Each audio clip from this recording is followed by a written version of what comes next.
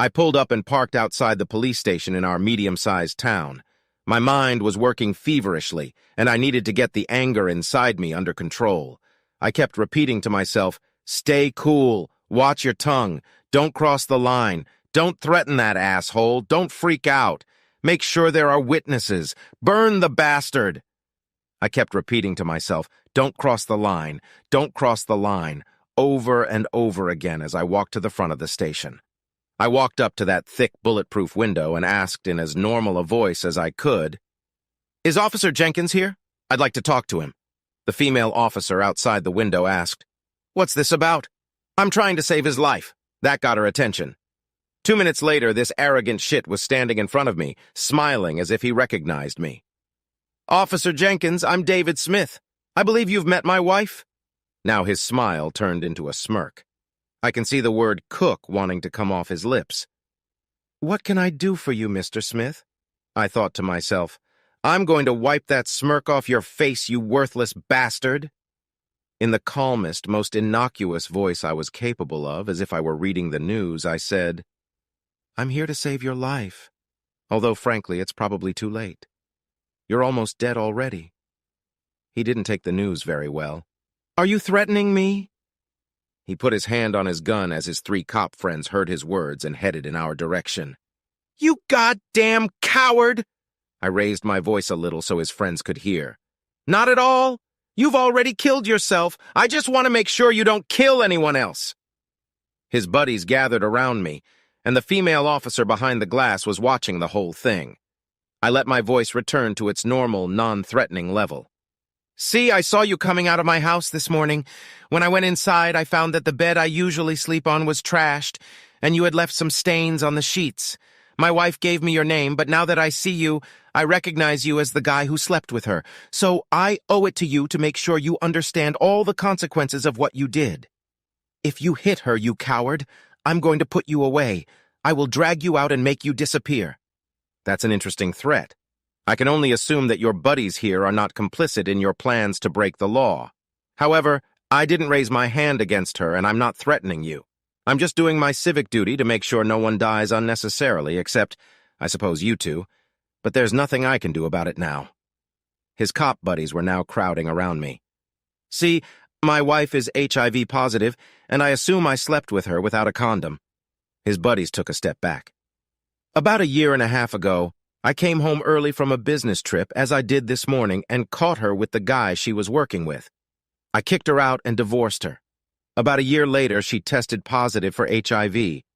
The woman she was living with, just a friend from work, kicked her out of the apartment, and her parents disowned her. She showed up at my door with her bag in her hand, begging me to take her in. Well, she was my ex-wife by then, but it's still hard to turn my back on all those years together. So I let her stay in my guest room. I'll give her credit. For the first time in her life, she told me the truth. She told me about the positive test result. Needless to say, I haven't slept with her once since the day I kicked her out.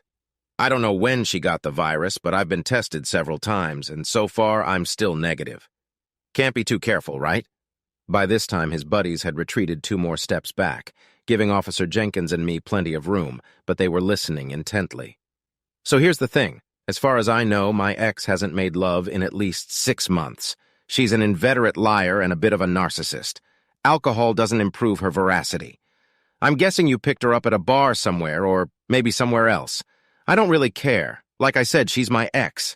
I just want to warn you that there's a good chance you've contracted the virus. It takes about 6 months for it to show up in the tests, but in the meantime, you could pass it on to someone else. You're married, aren't you?" I could see by the ring on his finger that he was married. "If you have sex with your wife, you really need to use a condom until the test results come back. Tell your wife you have a urinary tract infection or something. I'm sure you're already good at lying to her." I could see the hatred in his eyes.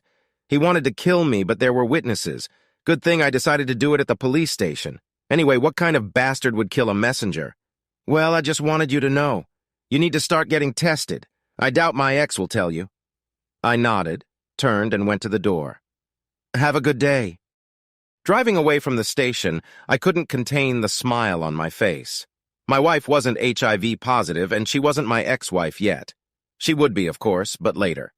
I was honest when I told Officer Jenkins that my wife was unfamiliar with the truth, though I wasn't exactly honest when I told him he was infected with AIDS. Well, little lie. That's on me. For the first few miles, I looked in the rearview mirror, wondering if Officer Jenkins or his friends would follow me. I guess they had better things to do. It was funny to think of all the chaos going on at the station. 20 minutes later, I stopped by my favorite diner to meet my friends. I texted them this morning. I have the kind of friends who are always willing to eat together at the diner. We preferred breakfast, but lunch would do as a last resort. Usually we would sit and talk and make bad jokes and exchange insults. My friends knew me all too well, and in the middle of the meal they asked me what was bothering me. Taking a deep breath, I told them, "If you can't tell your friends about your problems, who can you tell?" I've always said that lunch with friends might be the best therapy a guy can get, and that day they proved me right. Man to man, they supported me, and I knew their wives would too. The rest of lunch went a little somber, but I knew I wasn't alone. They told me they had my back if dishonorable Officer Jenkins came after me. I'll admit, I drove home feeling a lot better than I did when I left this morning. It didn't last long. When I got home, there were police cars scattered outside and a swarm of blue lights on my property. Great.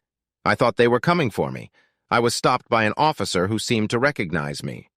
"Mr. Smith, would you please park here and get out of your car? I have to tell you that people know where I am, and I had lunch with 5 witnesses if you're planning anything." "Sir, would you please step out of your car?" I got out, stood by my car, and waited. Eventually, a fat detective in a cheap suit came up to me. "Mr. Smith, could you tell me where you were today?" "As you probably know, I went to the police station this morning. Then I went to the diner to have lunch with some friends. I have witnesses who will confirm that I was there. I'd like to know their names, but you're not under suspicion at this time. So can you tell me what's going on, or are you going to keep me in suspense?" "Neighbors report that shortly before noon, Officer Jenkins drove across your front lawn and crashed his patrol car into your porch. He then entered your house. We assume there was some sort of confrontation. We have a pretty good idea of what they were arguing about, since your performance at the station this morning did not go unnoticed. Neighbors heard 2 gunshots.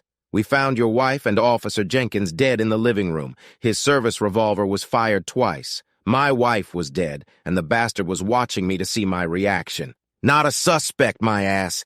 He was trying to spin this as best he could to shield the police from any accountability.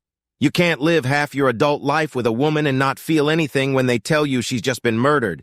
For the second time today, anger and grief overwhelmed me. I intended to divorce her, but I didn't want her to die.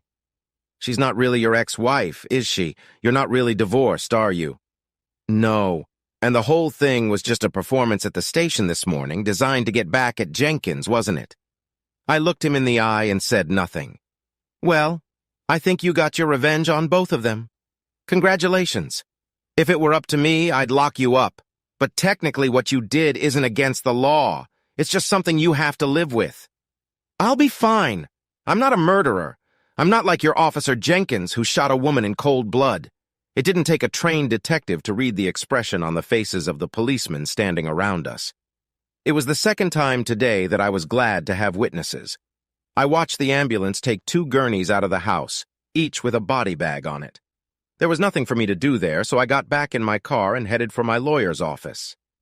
After all, I didn't need this divorce anymore, but I better be prepared in case someone decides that lying is a bigger crime than murder.